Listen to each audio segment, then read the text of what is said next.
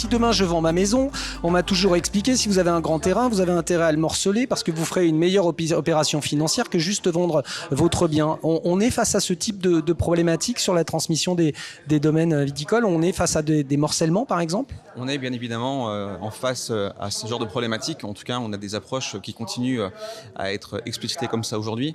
Nous, notre approche, cependant, c'est d'éviter ce morcellement et de préserver ce qu'on appelle l'unité du domaine.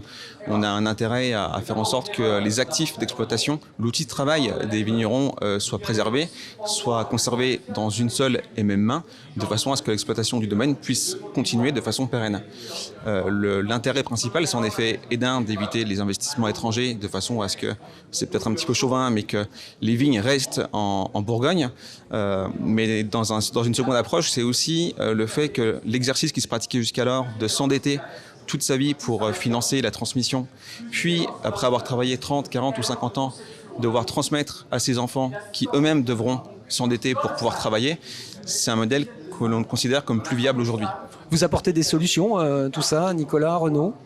Absolument. Alors Renaud pourra aussi me répondre, mais c'est toute l'importance de l'approche par les parties prenantes. On va vraiment s'entourer d'experts dans le domaine, aussi bien des compétences notariales, fiscales, financières.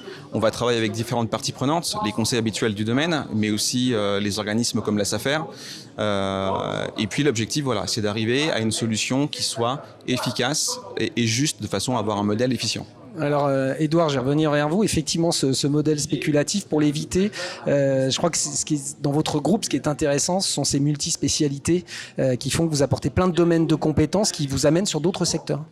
Tout à fait.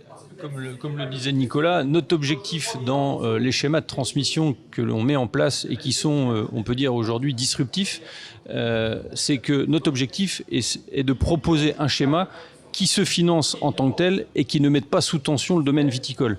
La pression foncière, elle est là.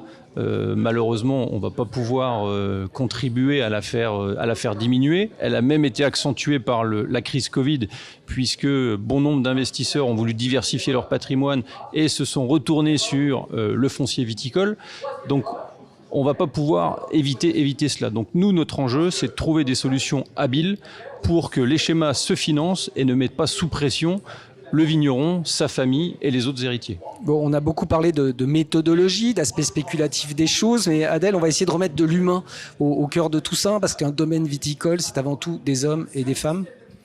Exactement, en fait, on parle vraiment des parties prenantes et là où en fait on a une force assez importante, c'est vraiment dans la prise en compte de toutes ces parties. Parce que une transmission, c'est aussi tenir compte de l'aspect humain, des revenus futurs pour la personne, parce qu'une fois qu'en fait on transmet, c'est quelque chose de définitif. On ne revient pas dessus. Donc c'est limiter les coûts et puis voir en fait faire une projection des besoins des différentes parties, c'est-à-dire voir les disponibilités qu'ils vont avoir au moment de la retraite, voir en fait dans le cadre familial, est-ce que le conjoint est protégé, est-ce qu'il ne l'est pas, dans quel cadre matrimonial on va se situer, et aussi en fait est-ce qu'il y a des enfants à protéger, comment on envisage les choses en fait sur la globalité. Et en ça l'offre 360 est vraiment importante parce qu'elle permet vraiment de prendre les différentes compétences de chacun dans le groupe et d'apporter des solutions qui sont réfléchies en interprofessionnalité en fait. Ouais, cette offre 360, Renaud, elle permet de prendre en compte à la fois les aspects financiers, mais on n'oublie pas l'humain. On est vraiment sur un contexte avec de l'émotion, mais également avec des aspects méthodologiques purs. Oui, alors on est sur l'émotion et spécifiquement dans ce secteur-là de la viticulture, parce que un domaine, c'est une histoire familiale.